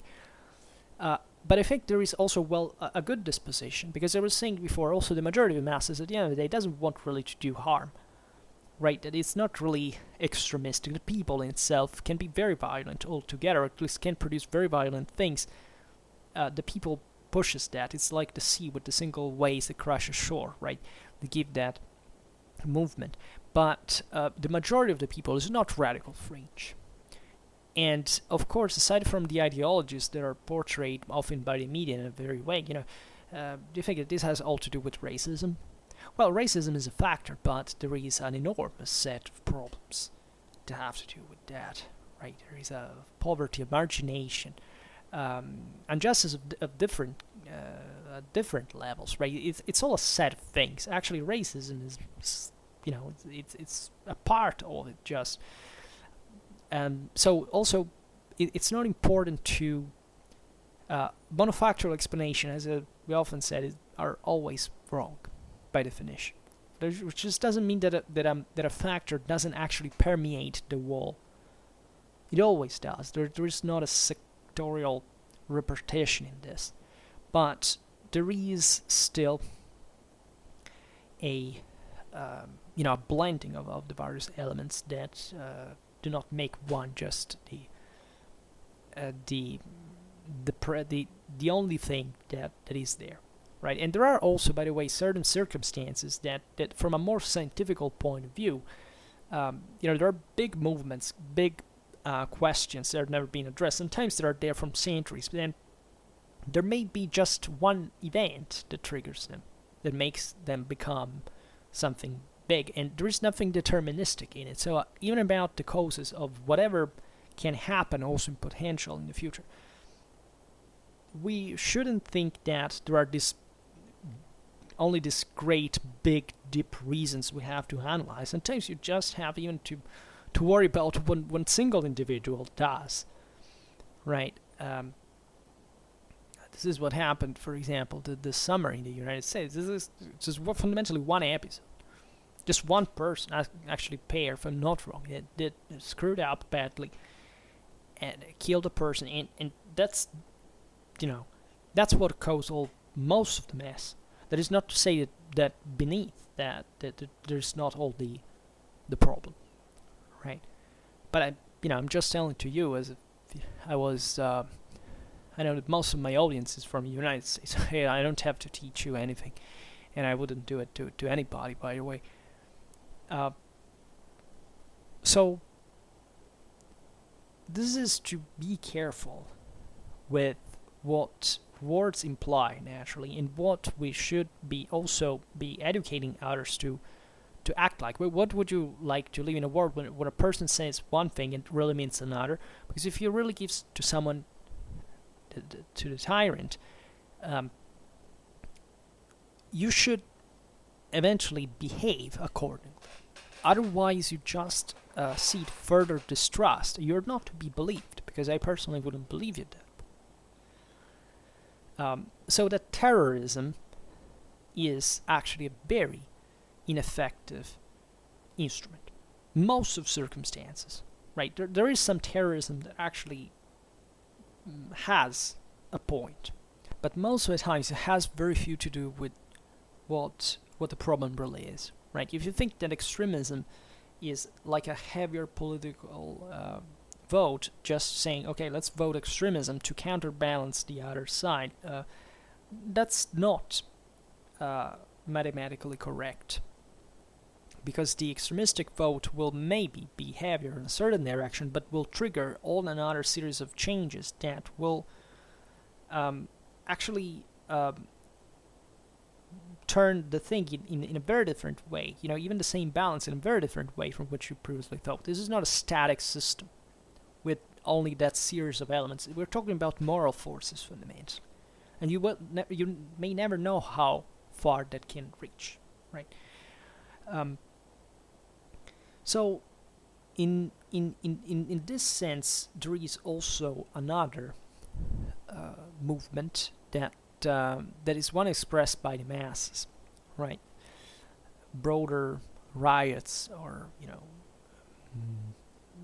the manifestations, other protests of various kind that are aimed at challenging the tyrant, let's say, with the simple weight, which is strategy based on the threat posed by the masses themselves, right? That only violence can contain, right? But that can also trigger an uncontrollable fire of popular violence in return. This is also very risky, right? Think about the fusillade of the Champ de Mars, right, in 1791. Or an forever ongoing strike, right? When you basically, at least in potential, you're asking to a crowd of fathers and mothers of family to transform themselves in black blocks, right?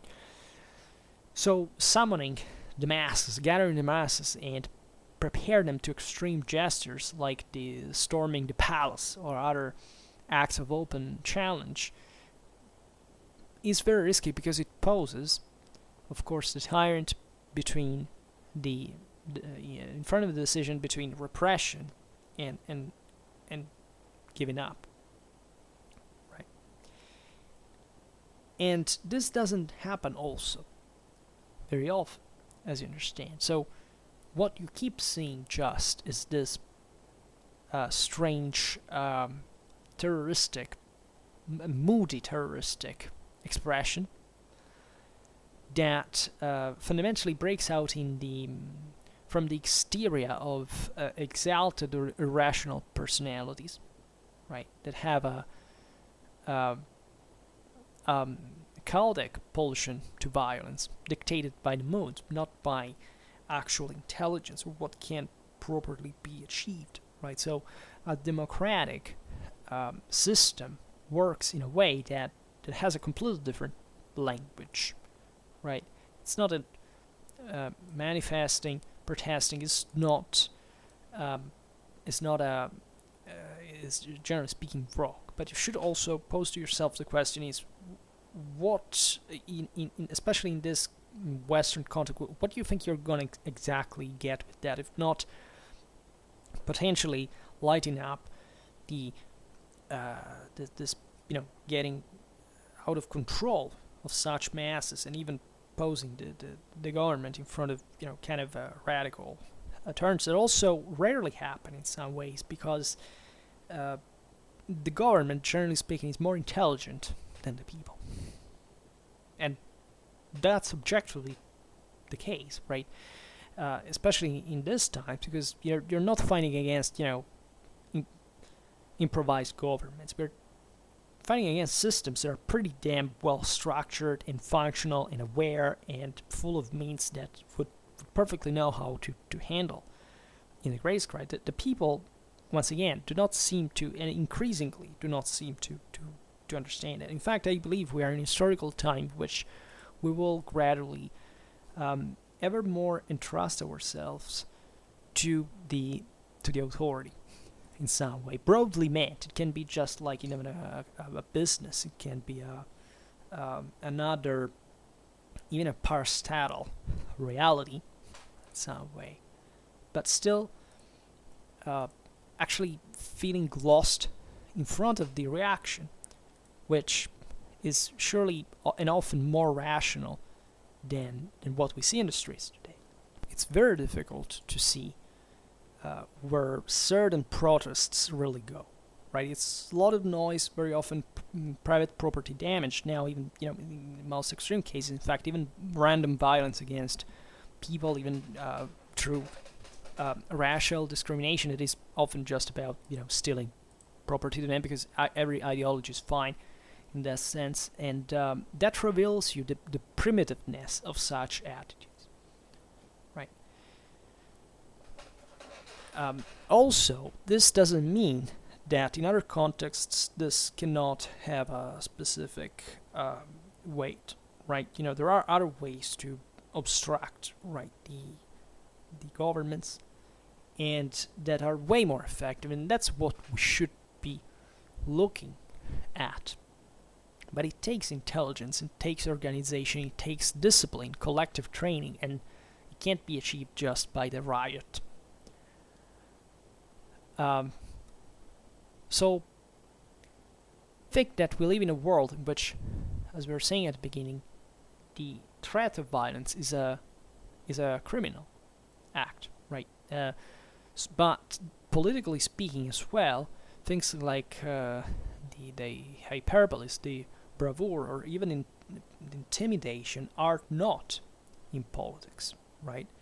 Objectively, the media in certain countries are saying things that are, personally, I don't know, in my country there are, generally speaking, certain specific problems of lack even of civil culture, democratic culture in part. That's where you look. But we would never have a discourse like that, open insight. We're getting to a level in which there seems to be no reason, no evidence, no scientificity. Nobody would make a statement like some things I've heard. I don't want to be specific, but even accusing some people of specific criminal acts, like torture, slavery, in a context where they do not exist. Right here, we are basically thinking just about a child. Listen to that. What kind of confidence in language the child can acquire? Listening to people that are, first of all, negatively, they have a negative attitude in the first place, and just denounce without properly doing anything, that even tell things that are wrong, that do not correspond to reality. Right? What kind of from the other side, there are similar things, right? The lack of political institutional culture, saying stupid things, or just entertaining, or treating policy as a show. It's the same thing, right? In politics as a show, it's the same thing, really. But at least it doesn't touch on certain language that insight to an unthoughtful use of violence as a primitive, tribalistic, unrefined, underdeveloped, intellectually speaking, use of violence. Right? Violence is something we should learn to respect exactly because it is extremely useful. If properly used, it's just an instrument. Right? So, there is nothing properly ethical or moralistic about the idea of the bad masters or people who incite ires, right? I have always kept, just for you, this is very important, maybe I never told you, but to keeping ethics far away from politics, conceptually speaking, and I will not change this. Politics and ethics connected, but not directly. Right, it can't happen that you maybe do something that appears ethically correct to some, because what's also the paradigm of ethics? Right, ethics and politics should be, in this sense, always be put one close to the other, because they have an effect in reality that influence each other, but they're not one the reflection of the other. Right, we cannot conceive politics as if you just have to be good. For what does it mean? To be, politics can be employed in the most different ways, right? But this is what we're imminently getting to. There is no sense to evoke violence if this is not justified, or if we are not disposed to go till the end with it. Also in a future perspective, because if you say things like, I want to employ violence, and then you don't do it, you have to think that either you take that back, right, or you hope that it's going to be forgotten, but in this time, such things are not going to, to be accepted anymore. Like, how can you hide that? How can you think people are not going to that is not gonna wait, that by using an extreme, violent, aggressive language, people are going to react against you in a way that eventually normalizes itself. That is very important to stress. Sometimes even a concealed threat can cause enormous damages. This sometimes is done even at very high levels of policy worldwide, and that can potentially cause enormous upheavals, right, or reactions. People are not going to forget that easily, especially those who know quite easily they're going to lose from it, right? You can't stop thoughts at certain levels. You can't hope that political control arrives by intimidation alone. That can help, but it can't be. It's not a strategy that can last for a very long term without an actual employee of that deterrent, and secondly, also without investing in that sense. I mean, without giving people the proof that you actually respond to your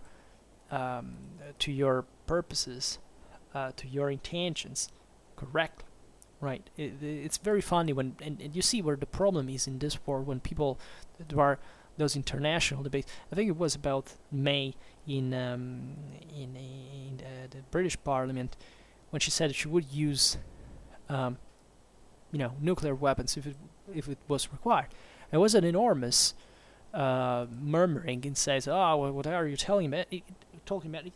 How do you think a major country like the United Kingdom, could be France or whatever, has nuclear weapons if the point is that you're not going to use them anyway? Yeah, and many people do not understand this point. They think it's just you're evil, you're a warmonger, and you're a fanatic. What do you think? Why do you think certain countries have nuclear weapons, or any kind of weapon, for that matter? Or what do you think it's the controllability, generally speaking, of the world without violence? What is a world without violence, exactly? Right? And there is a chaos if people always threaten you and they don't respond. And the thing eventually is gonna come back against you, right? It's gonna backfire because in a way or another you have entered in contrast with someone without threatening violence, without actually doing it, and that's a very important sign of weakness, not just of military weakness, probably of intelligence, right? Intellectual weakness. What did you say it for, right? What did you think it would bring you to, right?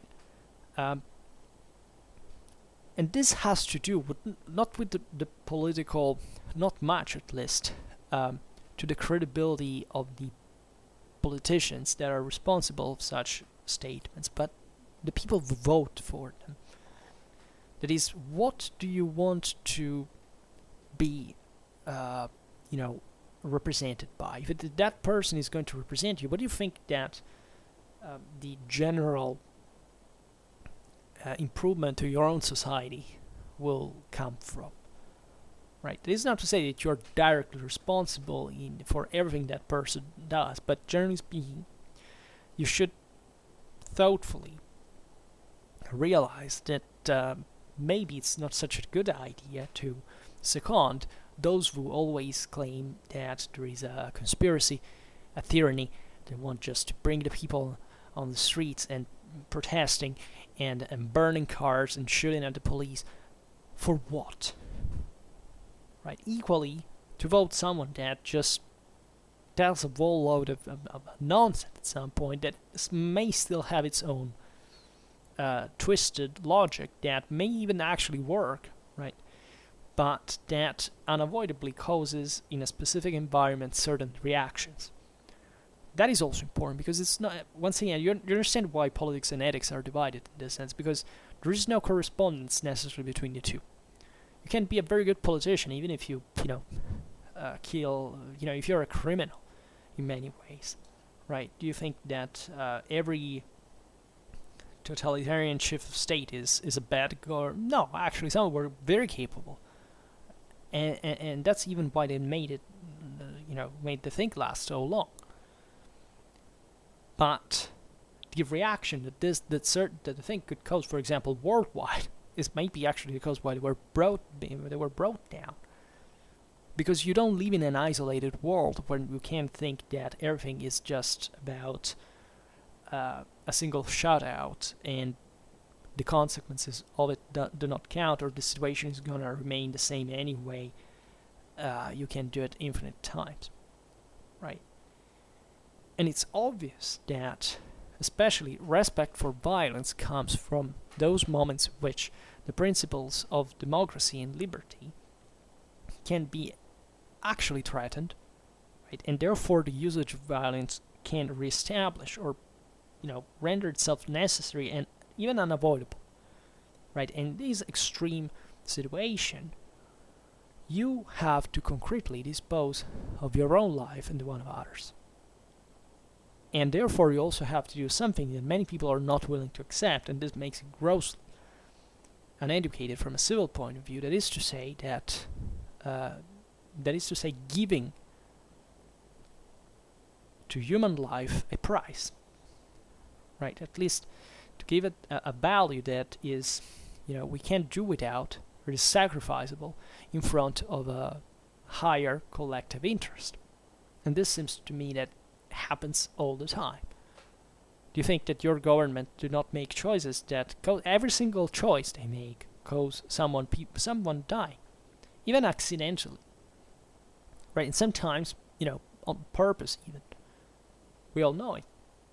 And yet we see that the world works like that. And what's the point of entrenching yourself behind the idea that since human life is the most important thing, then I will never kill anyone? That's not a way to protect human life. How do you respond to a tyranny that kills people? If you don't decide at some point that it's necessary to kill, right? And don't tell me about non-violent protests, right? Because those were the balance is already pretty damn shifted. But if you look at the whole history of mankind, it's an endless series of dominations that were not overthrown, if not by other external forces, and that most of the people did actually nothing about it, and they were also actually fine with it at some point. So never think that you can exclude from the act, but anyhow, a country was invaded and conquered, and would remain that. It's not because everybody stopped working, like India in the 1950s. That would, that's the genial thing, the non-violent thing. It's so difficult to do, but who uses violence is a poor idiot, a poor barbarian. That was a specific reality where that worked, the others weren't. Most of the others weren't. Right? Most populations do not like to be dominated. Instead, they were. Right. True, naturally, complex political connections as well. It's not just about the people wanting or not, but what is the people? What does it want? And what's your moral standard in that sense? And how much are you willing to actually stick to your principles in this sense? So, the point of this video, it would seem strange to you, but this video is made against an improper, premature, and willful, let's say, reference to, or alarm, let's say, to emergential political situations, right? That is politically offensive and counterproductive, and it is proper exactly towards those to whom the leader speaks, bringing them to revolt. So, violence should be more respected by the side of the leaders, right? Whether they're in charge, whether they are trying to get in charge, right, and overthrowing the other powers. To the leaders is required the capacity to organize violence in order to address them towards political objective of his side, and considering very carefully every word and every action. Right? Thinking not just about the meanwhile, but especially about the future. Right? And it's unavoidable that such, attitudes instead bring to individual terroristic initiatives, right? That are also not controllable. That is to say, not that these terrorists have been paid by this or that, but they're simply doing it because they're a bunch of exalted people, right? And this is a horrible and damaging thing in itself, as it's clear. But especially it plays on this very dangerous card that is the of violence combined with popular exaltation that fundamentally surpasses the conceptual borders that instead must be passed only when it's strictly necessary. That is to say, when the conditions are mature in order for a regime change. Right? Not simply when you think that the people can handle what politicians do, right? Because the people most of the times has really no idea of the thing, and it's just this brutal, blind, instinctual mass that doesn't realize what it even is and what it's even doing. So that such claims from leaders should be carried out only when freedom and democracy are really in danger, right? And action is required to make a real change. Otherwise, the rest is going to bring on the table innocent dead that will have died in vain. Because for the fault of an exalted person that was hyped just by the voices, this tones, this bravures, this kind of threats, etc., that would bring nowhere and that do not speak any constructive language,